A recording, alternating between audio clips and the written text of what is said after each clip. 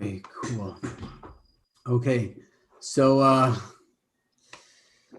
don't know if you Louisvillians know, but there's a mini, I don't want to call it, the word pandemic has a new feeling to it than it has in the past.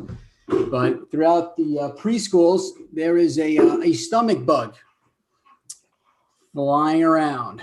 So, wow, stomach bugs, man. These things are. One of my kids are knocked down Thursday and Friday.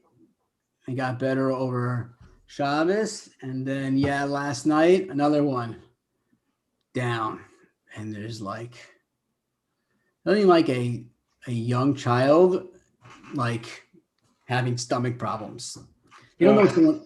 They don't even know what's going on. If they're so like, stuff's coming out of my mouth. Like, I don't know. It's out of my nose. Like, they don't know what's going on. So they get so confused, and it's so sad, and they kind of, there's panic that happens where it's like, just go in here. Just make it in here. Just go in here. But it's, but that's where I was about 3 a.m. But nonetheless, we are good. So I'm just give it one more second here. See if anyone wants to show up. I never, it's a little classic. We have to figure out a better system, right? So let's see. I'm just gonna do one quick copy here.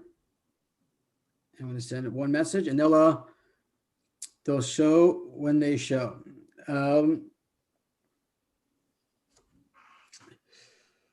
Okay, so we will pick it up a little bit from last week. Last week we left off on somewhat of a cliffhanger.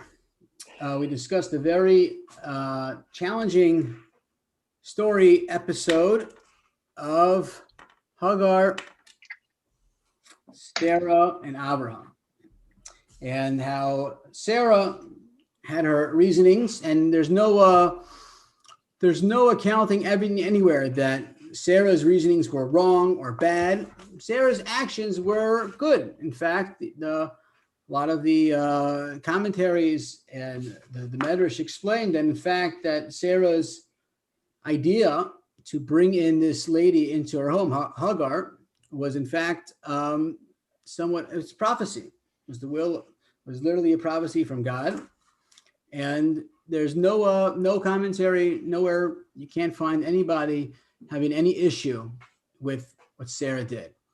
And I realize it's important, to kind of, before we delve into, where this leads to, we haven't really touched on really how awesome, special, holy, spiritual, unique was that Sarah was.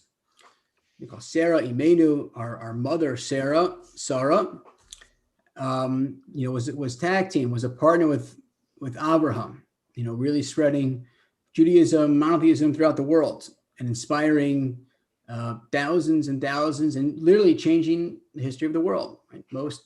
I think everybody agrees. Most people agree, unless you're atheist, obviously. But a lot of the major religions come from Judaism. They stem from Judaism. Judaism birthed many of the religions, and that was due to Abraham and Sarah. One of the most well-known aspects of Sarah is found where you had Abraham after Sarah dies tragically, which we will eventually get to. So Abraham decides it's time for his son Isaac to find a wife. So he gets his son, his servant Eliezer, to go find a wife for his son Isaac. And the story, eventually they find Rebecca. They find Rivka. And Eliezer brings Rivka home. Rivka sees Yitzchak, Isaac, and the verse says Isaac brings Rivka into the tent of Sarah. And he loved her. There's this like shade in my eyes. And I don't know if it's distracted you. That did absolutely nothing. So I guess it's from a different window. So I tried. So it happens here where sun goes down at like 10 o'clock at night. So, and the commentators wonder, why is it important to tell us that he went into the tent of Sarah? Who cares? That's distracting, right? Let me just, it's driving me crazy. So I'm going to turn it this way. And there we go. No. All right. I give up. Oh, it's from this one.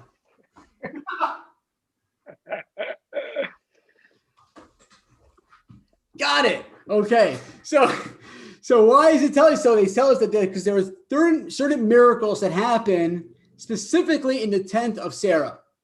What were these miracles? So I'll list them to you. So while Sarah was alive, there was a cloud that was connected on the top of her entrance. Almost literally the presence of God was around her tent, but when she died, it went away. When Rebecca came in, the clouds returned. Throughout the entire time when Sarah was alive, Sarah used to light Shabbos candles on Friday before Shabbos. The candles would remain lit throughout the entire week. They burnt out before Shabbos and she relit them. When she died, Shabbos candles are still lit, right? It's not just a lady who has to light Shabbos candles. There's no ladies in the house. The man's supposed to light Shabbos candles, but they didn't do that. Another miracle that took place was that the challah that was made remained fresh all week. When she died, it was no longer like that. And a few more examples like this, that Sarah was an unbelievable, uniquely spiritual, holy person. And I think that's something that has to be noted before we move on. And nowhere does that, nowhere does that ever change. Nowhere does Sarah lose her status from this lofty spiritual matriarch. She never turns evil. She never lowers her status at all. With that in mind, we will now go further. So Hagar conceived after being with Abraham, and Hagar doesn't treat Sarah respectfully. Starts degrading her. You think you're so righteous. You married this man for so many years. You couldn't have any children. I marry him, and right away I'm expecting. There you go. And the verse tells us that what does Sarah do? Sarah responds. She gets upset with Abraham. Abraham, you sit back, you watch this happen, you don't help me out. Look what you've done. Abraham says, listen, she might be my wife, but she's still your maidservant. Do with her as you please. Whatever you want to do. It's all you. Your maid is in your hands. Your maidservant's in your hands. Deal with her as you think. You have no objection from me. The verse says, Vataneh Sarai, that Sarai treated her harshly. She treated her harshly. Hagar didn't like this. Hagar was oppressed, and she ran away. She left. She booked. So what I guess needs to be explained, first of all, is what did Sarah do? She treated her harshly. That leaves it wide open for, I don't know, any type of, depends upon what does that mean, right? So a lot of commentators explain, essentially, there seems to be somewhat of a dispute exactly what she did, but I think the most extreme I saw was from Rashi. And Rashi said, Bekoshi. She burdened her. You think you can imagine, I'm going to almost put you in your place. You think you're above me?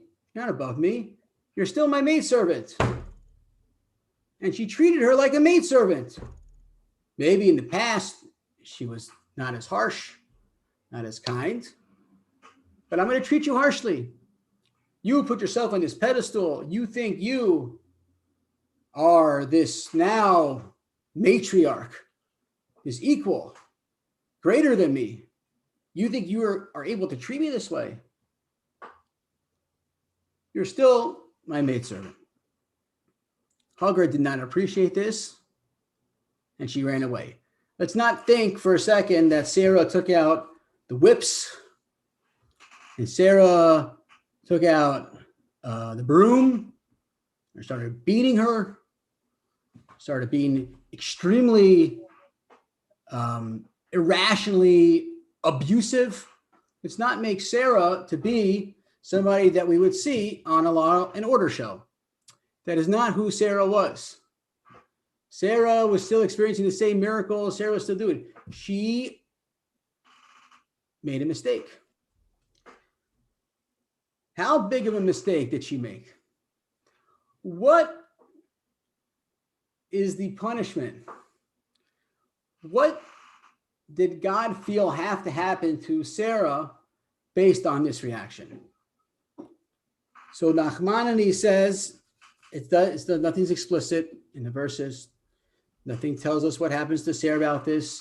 The verse says that Sarah abused, was it Tanya Sarai? She treated her harshly. So Nachmanides says as follows, and this can resonate with you in many different ways. I know it resonates with me in different ways. I'm going to try to skew on a little more of the inspiring, uplifting way.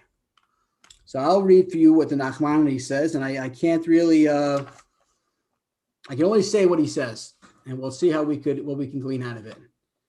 So he says, Chata imenu, our mother transgressed. There seems to be a dispute out there of, did she transgress? Was she entitled to do this? Was it wrong? Was it right? Was it a sin? Was it inappropriate? There seems to be a dispute. Nachmanides, the Ramban feels, his opinion is, Chata, she sinned. This affliction that she did to Hagar was wrong. V'gam Abraham, and not only Sarai sinned, but Abraham also sinned because he sat back and watched. He enabled.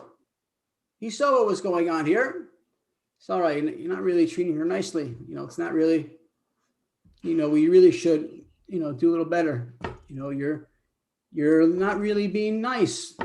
You're making her uncomfortable. Abraham did it. The Shama Hashem El Anya.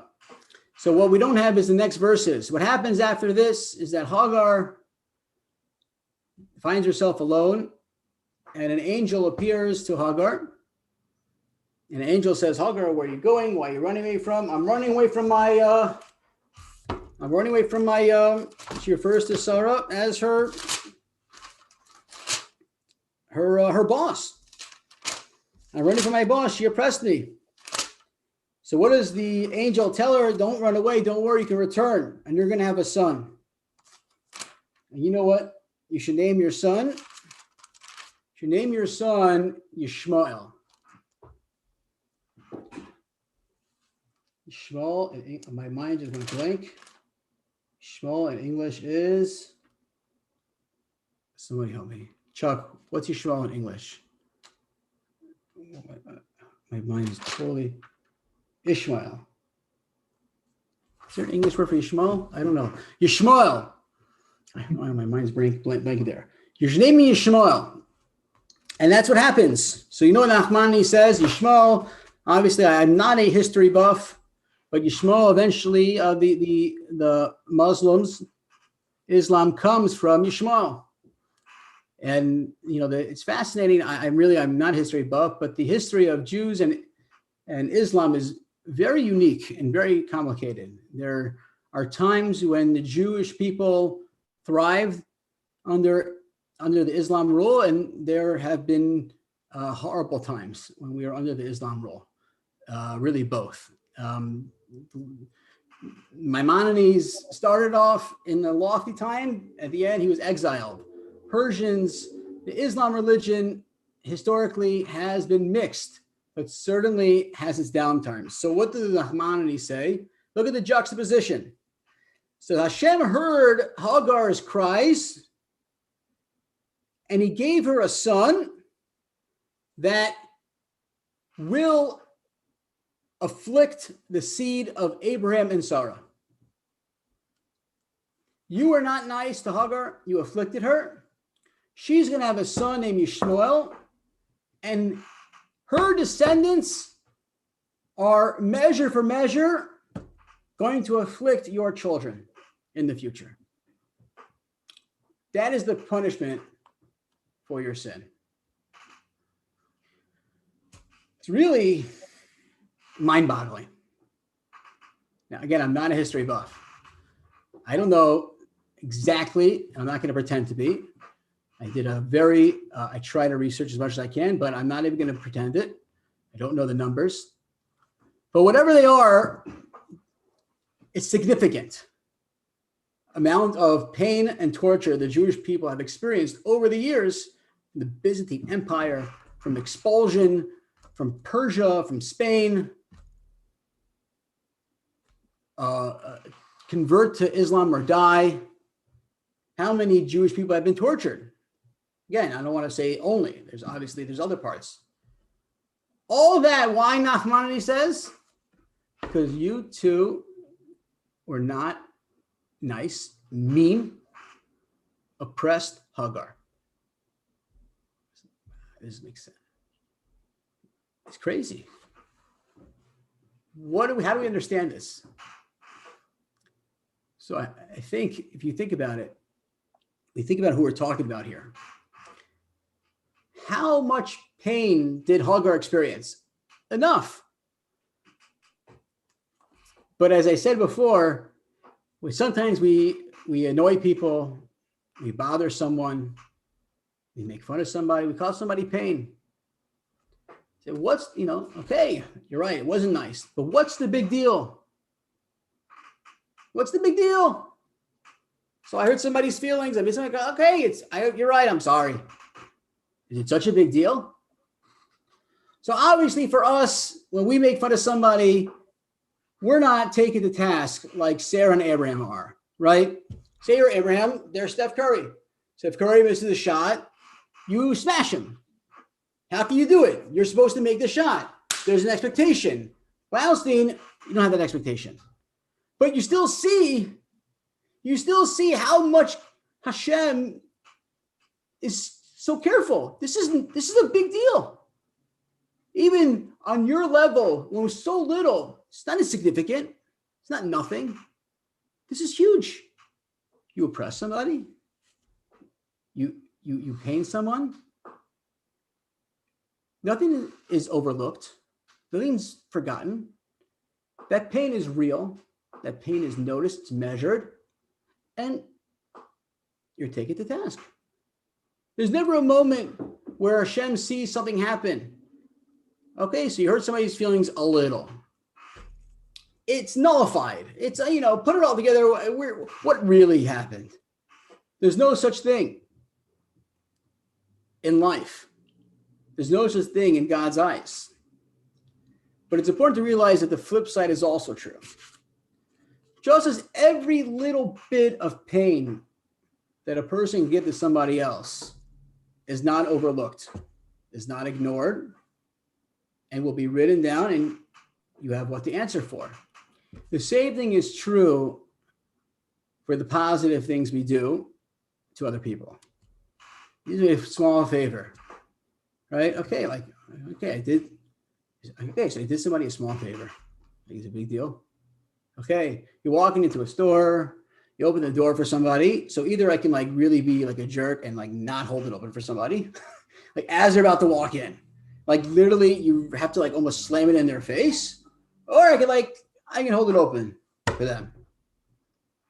A big deal? Yeah. Irrelevant, ignored, forgotten. I go up to God. I say, God, you didn't give me a reward on this. God's like, oh, what? Well, a guy came into a store and I hugged over you. What does God say? That doesn't really count. You're going to do it anyways. It's so little. They don't get a reward for that. It's not true. Every little bit. To the extent that Hashem sees you oppressed Hagar for generations, forever.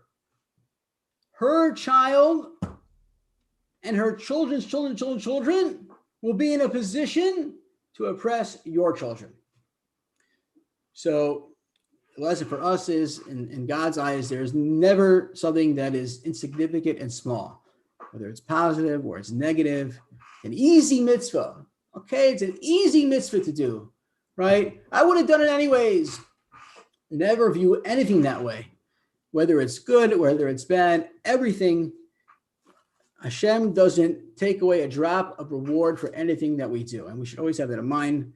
And usually, the more careful we are with even the small things, it has an effect, that the snowball effect, right? The more we care about the little sins, so to speak, and the little mitzvos, you pile them up, they both become bigger. So God willing, take the lesson, task. Remember, this is Sarah. This is like the holiest lady in the world, right? Like, okay, I made a mistake. There's no such thing. So for ourselves as well, God willing, we should always be mindful of this, aware of this. And there's never, when we do something good, don't think it's no big deal.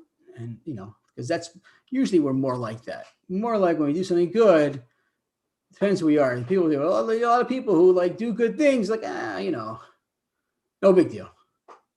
No problem. I had a teacher who he didn't like the words "no problem." It's like, can you do this for me? He says, sure, no problem. He didn't like that. He says, okay, and if it was a problem? If it was a problem, you wouldn't do it? Yeah, sure, no problem. No problem. What does he mean? No problem? You want to do it? So usually, we say, no problem. When really, even if it was a problem, we would do it.